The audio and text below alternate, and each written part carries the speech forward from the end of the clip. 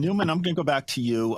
We've seen amazing progress in the last 10, 20 years in the area of oncology. And I think most people are probably aware of the great advances we've made in that space. Can you talk a little bit about how the progress being made in the immunology space today is the same or different from those advancements that we've seen on the oncology side of the house? Yeah, great question. Great question. I think that there's some things that are similar between what I'm going to say immunology versus oncology, and then there are certain areas where I think that oncology is leading the way and creating the paradigm that we can follow in immunology. Similar to oncology, and this has been known for a long time, oncology uses a pathway approach, this concept of one drug for multiple different diseases. That's relevant not only for traditional cytotoxic chemotherapy agents, but also it is clearly relevant for some of the newer immuno-oncology drugs, where a single checkpoint inhibitor may be relevant for multiple different oncology indications. So that's one commonality. Where I think oncology is also created a new paradigm is also developing drugs that very specifically target a dysregulated pathway, and starting the conversation of whether we should classify diseases based on pathway abnormalities rather than on the affected organ system. So this is where oncology, I think, it is ahead of immunology. I could envision a future where the same kind of strategy would exist in immunology, that rather than saying that you have psoriasis, or rather than saying that you have psoriatic arthritis or Crohn's disease or ulcerative colitis, that you said that the condition would be dysregulated IL-23 pathway, that is the name of your condition, and that we have the right drug to remediate that condition. That's a long way in the future, but I think what we're learning in immunology is that you could envision a different future. I think oncology, another key difference, and this is where we're trying to catch up in immunology, is in the area of precision medicine. And some would argue that maybe oncology is ideally suited for a precision medicine approach, where specific genetic mutations are associated with certain kinds of cancers. Drugs that target specific genetic mutations can be selected. Patients can be selected based on the genetics of their tumor. Nonetheless, oncology has been very successful with precision medicine, and in many cases identifying the right medicine for a particular patient. And this is one of our big aspirations. As I mentioned earlier, we believe that a lot of the tools that have been developed, the technologies that are emerging in immunology, do bode well for us being able to create a similar sort of strategy in immunology and using more of a precision medicine approach. But these are some of the commonalities and differences between oncology and immunology.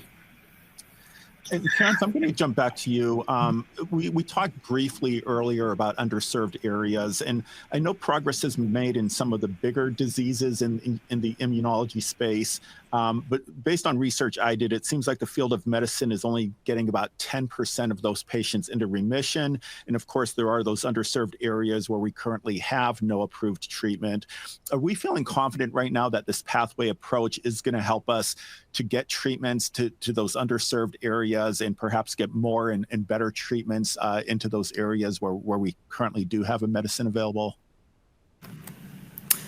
Thanks, Ed. Yes, we believe it definitely will. And maybe I'll start with the topic of underserved diseases, and maybe flip it on its head. In the big diseases, where there are multiple therapies available, a large proportion of patients still don't make it to target, in other words, remission. So we see huge unmet medical need remaining there. That said, I'd pick one disorder where we've made significant headway, largely based on a pathway-driven approach. And the disease I'll pick out is psoriasis. So Janssen, if I can step back 10 or more years, the first wave of targeted therapies made a huge impact on psoriasis therapeutics.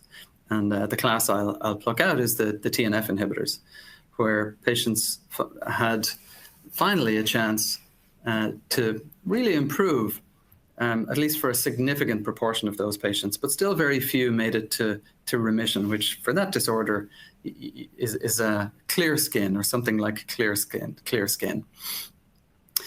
Janssen really embarked on its pathway journey in the interleukin-23 area following its success with the TNF blockade pathway. And it developed a medicine that inhibits the IL-12/23 pathway. And then a reasonable proportion of patients could look forward to actually getting to remission, to clear skin. From there, Janssen really spent the time developing depth in the IL-23 pathway and came along with another molecule that more selectively targeted the IL-23 pathway itself as opposed to IL-12/23. And then an even higher proportion of patients could look forward to clear skin.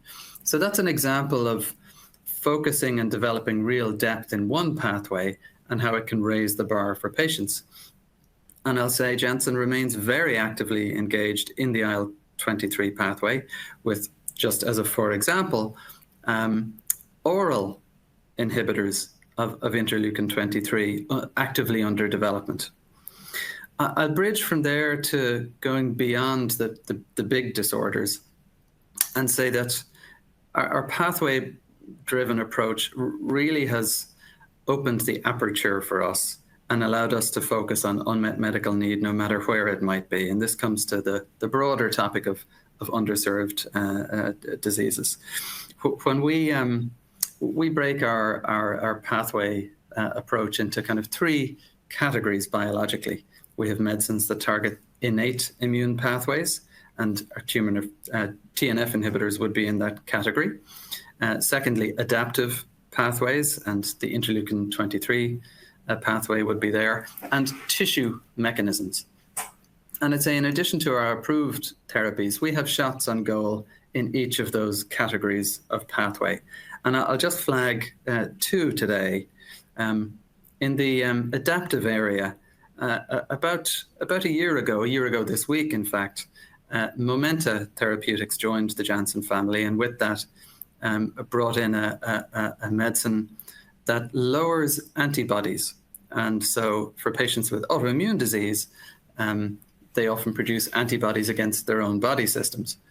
And so taking that particular medicine in really exemplified our approach to parallel drug development, and it's currently under development here for more than 10 disorders, including disorders way beyond our previous waterfront of rheum, derm, and GI.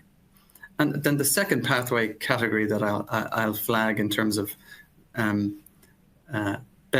potentially better opportunities for patients is a tissue-focused approach.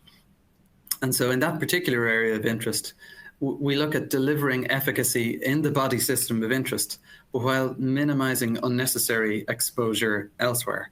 And this may improve benefit risk for patients. Our focus there at the moment is in the area of inflammatory bowel disease. So in other words, oral medicines that we hypothesize may deliver the efficacy that they need to at the site of interest, that's the gut, but without unnecessary systemic exposure, and thereby minimizing potential side effects. So in summary, pursuing the pathway approach really has allowed us, and we believe will continue to allow us to build out really important human health solutions for diseases that already have therapies, but where there remains unmet medical need, and for underserved disorders where we haven't played in the past and where few or in some instances any therapies are available. And let me just add on one additional question for you, Terence. One of our listeners just chimed in and said that psoriasis, Crohn's disease, ulcerative colitis, excuse me, they seem to have the same underlying pathway, IL-23. They ask if that's the case, why don't more patients commonly suffer from more than one of those conditions? Do we have any insights into that or any thoughts on that? Yeah, it's interesting. There is overlap, and indeed patients with that spectrum of disorders, so-called seronegative diseases, in the medical textbooks, it's making the distinction for rheumatologists between rheumatoid arthritis, which is associated with antibodies and therefore is called seropositive. Young rheumatology trainees are taught about seronegative inflammatory arthropathies or inflammatory joint disorders that include this related family of diseases: psoriasis, psoriatic arthritis, ankylosing spondylitis, and inflammatory bowel disease.